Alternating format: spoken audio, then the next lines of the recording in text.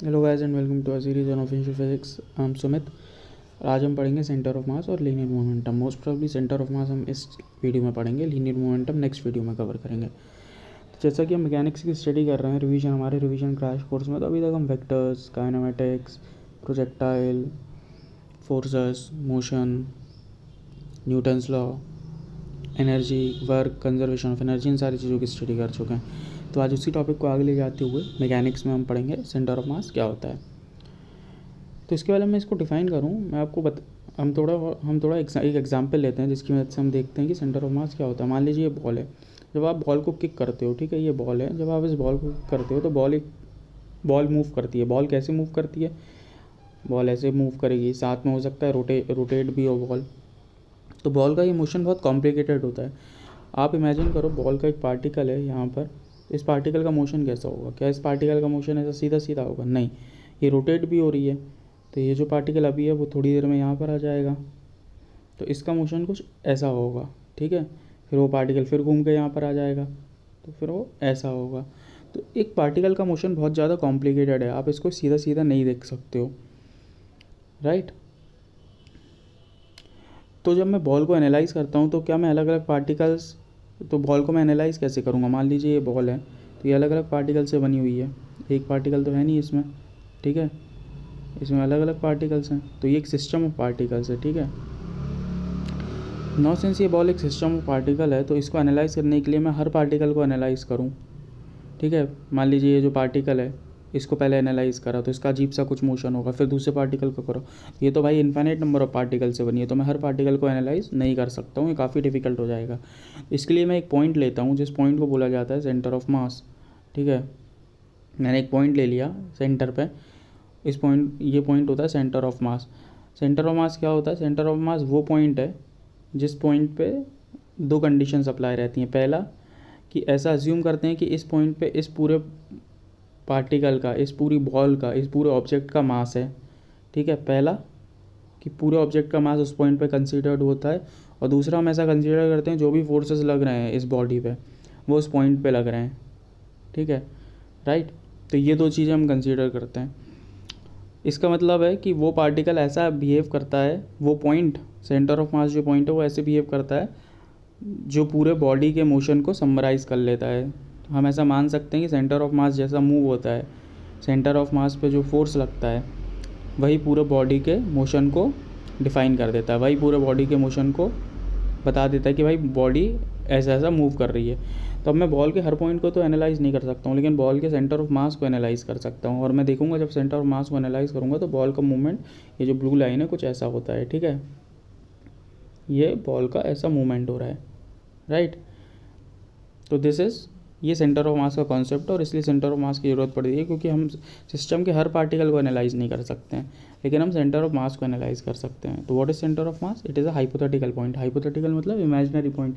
असली में ऐसा कोई पॉइंट नहीं होता है कि भाई बॉल का पूरा मास उस पॉइंट पर लाई कर रहा है, हम ऐसा मान लेते हैं एक ऐसा पॉइंट है, ठीक है। It is a hypothetical point where the entire mass of an object may be assume to be concentrated to visualise its motion, ठीक है।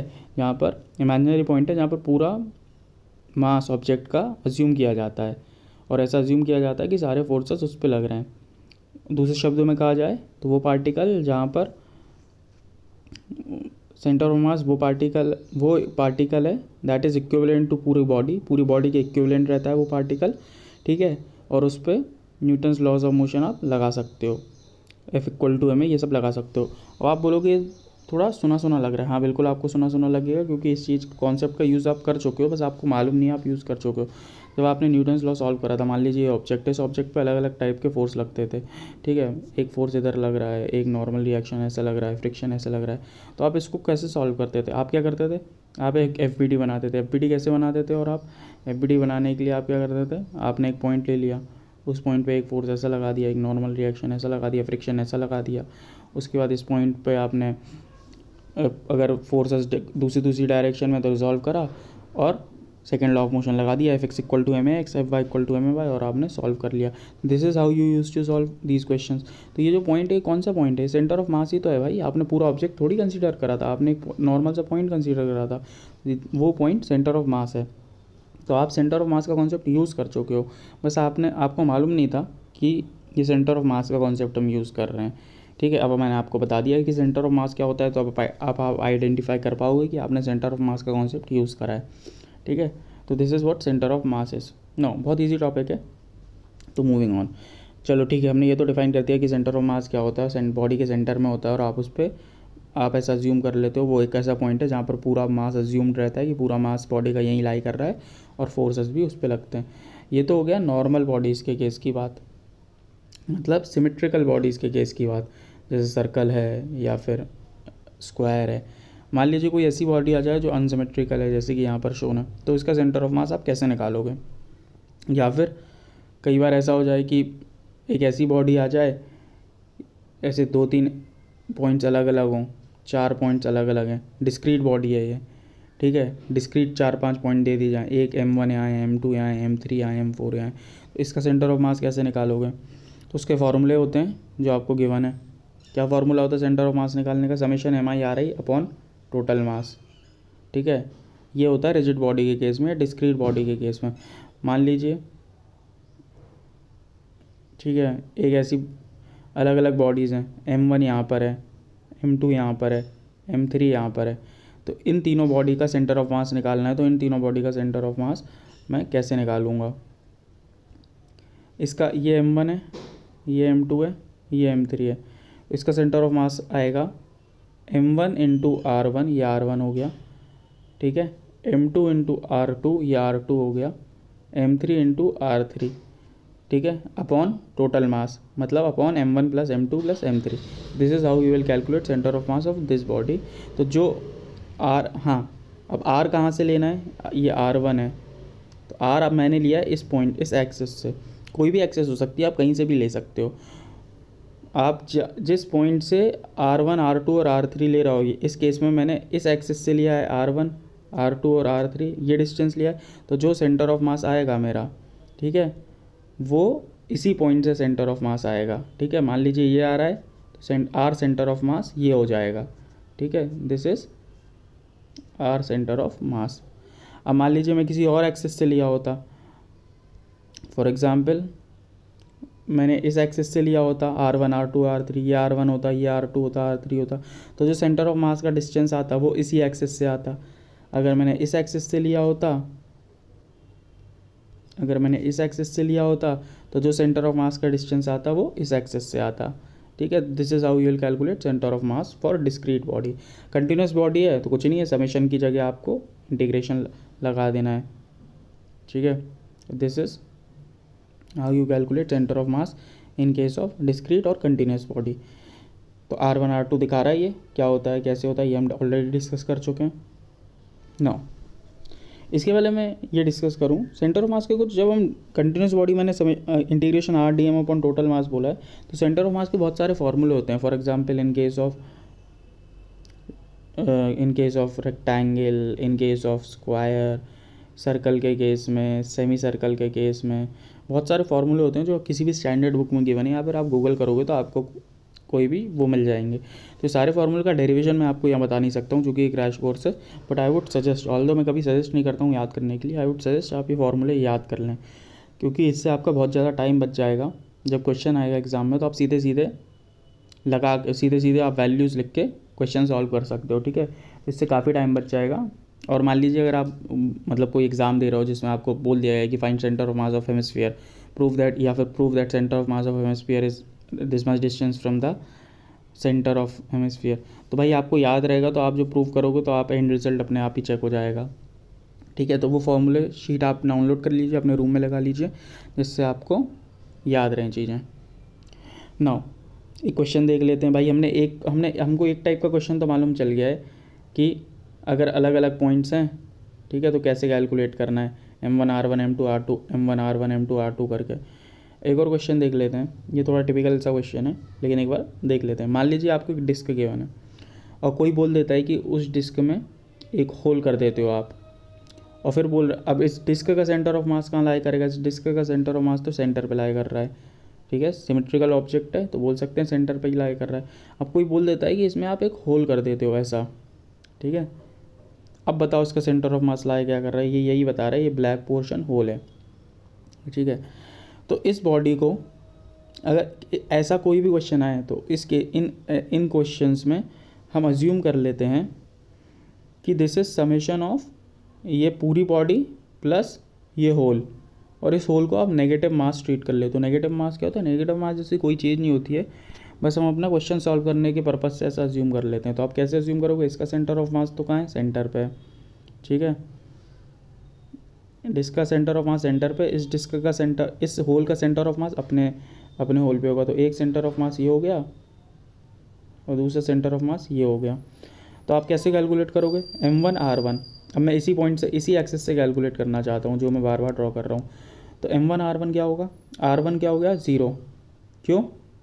इसका सेंटर ऑफ मास हो गया 0। क्यों? क्योंकि यहीं पर है और यहीं से मैं कैलकुलेट कर रहा हूँ। इसका सेंटर ऑफ मास कितना हो गया? मान लीजिए ये डिस्टेंस x है या r है, r मान लीजिए, ठीक है। तो अब सेंटर ऑफ मास कैलकुलेट करो आप, m इंटू 0, इसका मास m है, कैपिटल M है, और होल का मान लीजिए इतनी सी जो बॉडी है, ये होल की जगह अगर यही मास होता, होल की जगह यही डिस्क होती, तो उसका मास होता m। लेकिन अब इसको मैं नेगेटिव कंसीडर करूँगा, minus m into R. R क्या है? डिस्टेंस फ्रॉम ये वाला point, upon m plus total mass होता है, इसको माइनस m, ठीक है। तो ये तो 0 हो गया, तो minus M R upon m plus m minus m।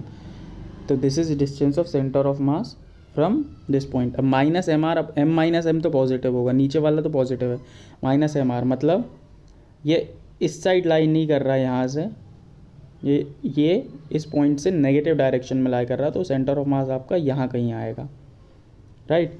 This is how you will calculate centre of मास। इस केस में आप ऐसे कैलकुलेट करोगे नेगेटिव मास ट्रीट करके।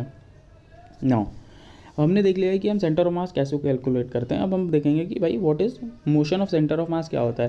मैं पहले ही बता चुका हूँ, सेंटर ऑफ मास वो पॉइंट है जहाँ पर उसका पूरा मास अज्यूम रहता है, और ऐसा मान लेते हैं कि उस पर जो एक्सटर्नल फोर्स बॉडी पे लग रहे हैं वो सेंटर ऑफ मास पे लग रहे हैं।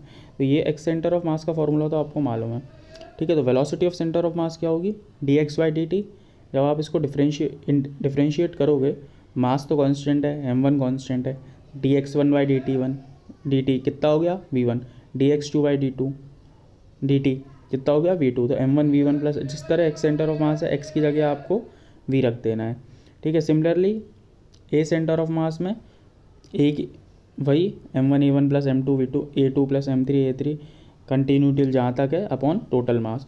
तो इस तरह आप x1 v1, x centre of mass, v centre of mass और acceleration of centre of mass calculate कर सकते हो। आगे ये बोलता है कि motion of centre of mass of a system is not affected by internal force if external force add up to 0, centre of mass has no acceleration.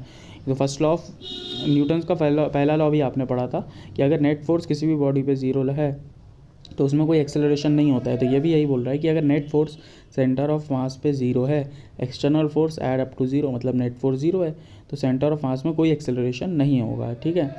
अब एक इंटरेस्टिंग सा फैक्ट है, मान लीजिए दो बॉडीज़ हैं, एक ये है एक ये है, इसका सेंटर ऑफ मास कहीं यहाँ पर लाई कर रहा है, ठीक है।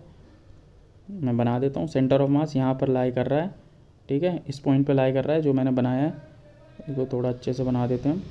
हाँ, यहाँ पर सेंटर ऑफ मास लाई कर रहा है। तो अब आपको गिवन है इस बॉडी पे फोर्स इधर लग रहा है, इस बॉडी पे फोर्स इधर लग रहा है, दोनों फोर्स इक्वल हैं, मतलब नेट फोर्स ऑन सिस्टम कितना हो गया? 0, right. Net force on system हो गया 0। अब सिस्टम पे नेट फोर्स 0 है तो मतलब कोई भी एक्सेलरेशन नहीं होगा सेंटर ऑफ मास पे। तो इस पॉइंट का कोई भी सेंटर ऑफ मास वाले पॉइंट का कोई भी एक्सेलरेशन नहीं होगा। ये बात तो सही है, लेकिन आप ध्यान से देखो, अगर मैं सिर्फ इस पार्टिकल को कंसीडर करूं तो इस पे कुछ फोर्स लग रहा है, इसका कुछ एक्सेलरेशन होगा, राइट। किस डायरेक्शन में होगा? इस डायरेक्शन में होगा। इस पे भी कुछ फोर्स लग रहा है, इस पार्टिकल पे भी, इस बॉल पे भी, इसका भी कुछ एक्सेलरेशन होगा इस डायरेक्शन में। मतलब दोनों इंडिविजुअली पार्टिकल का तो अलग अलग एक्सेलरेशन होगा, लेकिन पूरे सिस्टम का सेंटर ऑफ मास का कोई भी एक्सेलरेशन नहीं होगा, ठीक है। इंडिविजुअल पार्टिकल का एक्सेलरेशन हो सकता है, लेकिन सिस्टम ऑफ पार्टिकल के सेंटर ऑफ मास का एक्सेलरेशन नहीं होगा, ठीक है। तो कुछ इस तरह से हम सेंटर ऑफ मास का मोशन देखते हैं। अब देखते हैं क्या होता है कि motion of centre of mass of a system is identical to motion of single particle of mass equal to mass of the given system acted upon by same internal force that acts on the system. ये statement self explanatory हम पढ़ चुके हैं। वो बोल रहा है कि सेंटर ऑफ मास का मोशन कैसा होता है, वो ये डिफाइन कर रहा है। तो वो बता रहा है कि सेंटर ऑफ मास का मोशन एकदम आइडेंटिकल होता है, मतलब सेम होता है, ठीक है। किस पार्टिकल के सेम होगा, किसके जैसा होता है? अगर आप एक ऐसा पार्टिकल अज्यूम कर लो जो जिसका मास पूरे सिस्टम के मास के बराबर हो, ठीक है, और जिस पे एक्सटर्नल फोर्स वही लग रहा हो जो नेट फोर्स पूरे सिस्टम पे लग रहा हो, तो यही तो सेंटर ऑफ मास होता है भाई। ये तो सेंटर ऑफ मास की डेफिनेशन बोलने का एक दूसरा तरीका हो गया, और कुछ नहीं है ये, ठीक है। नेक्स्ट पॉइंट क्या है? Next point, if centre of mass is at equilibrium the net force on it is zero. तो भाई इक्विलिब्रियम, अगर सेंटर ऑफ मास इक्विलिब्रियम पे है तो नेट फोर्स ज़ीरो होता है। इस स्टेटमेंट से आपको ये पता चल रहा है कि इक्विलिब्रियम क्या होता है। इक्विलिब्रियम एक ऐसी कंडीशन होती है, इक्विलिब्रियम कोई चीज़ नहीं होती, इक्विलिब्रियम एक कंडीशन होती है, ठीक है। एक ऐसी स्थिति होती है जहाँ पर net force on particle zero होता है। अगर आपको तो अगर आपसे बोल दिया जाए कि वो बॉल इक्विलिब्रियम में, ऑब्जेक्ट इक्विलिब्रियम में, इससे आप ये समझोगे कि net force on object zero है, मतलब समेशन अलॉन्ग एफ एक्स भी ज़ीरो है, समेशन अलॉन्ग वाई एक्सिस भी ज़ीरो है, और summation of force along Z axis भी ज़ीरो है।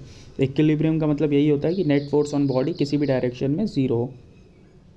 Moving on, linear momentum. तो लीनियर मोमेंटम हम नेक्स्ट वीडियो में कंसिडर करते हैं। तो आज हमने बस सेंटर ऑफ मास पढ़ा। हमने देखा कि सेंटर ऑफ मास क्या होता है।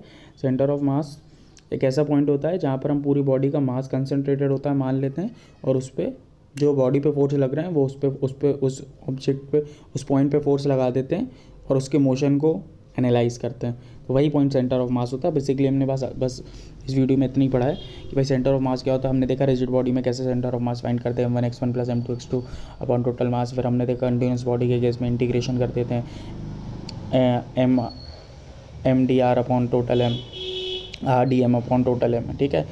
और फिर हमने आगे ये भी देखा कि भाई अगर नेगेटिव मास का कॉन्सेप्ट कैसे कहाँ यूज़ करते हो, और सेंटर ऑफ मास के और भी कुछ पॉइंट्स पढ़े। तो thank you guys, that's it for today. Next video में हम लीनियर मोमेंटम डिस्कवर करेंगे। ऑल्दो ये बहुत इजी टॉपिक था, तो इसमें कुछ इतना डिस्कशन की ज़रूरत नहीं थी, लेकिन फिर भी मतलब चूँकि है कोर्स में तो एक फ़्लो बना रहता है। तो thank you guys, that's it for today.